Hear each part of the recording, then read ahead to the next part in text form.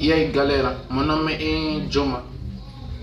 É assim, eu queria te ensinar como arranjar sua máquina de cortar cabelo quando estiver a pentear, né? Por não cortar direito. Não é uma coisa muito complicada, porque você pode mandar afiar a máquina, você voltar a colocar os dentes e fazer a mesma coisa.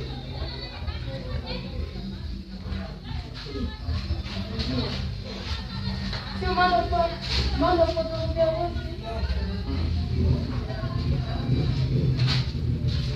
É assim, uma coisa muito simples. Você remove esses parafusos aqui. Você remove, tira,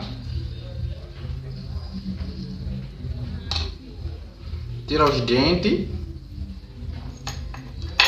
O problema está aqui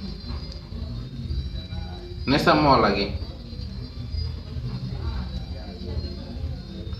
Você pega uma coisa, assim, tipo faca, ok.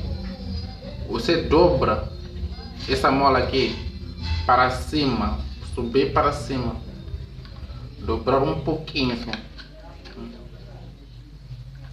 Yeah. Só um pouquinho, só. Depois você experimenta. É uma coisa muito simples. Eu já fiz isso mais de várias vezes e funciona mesmo. Pois não ser dentro. Ok. Então isso é tudo.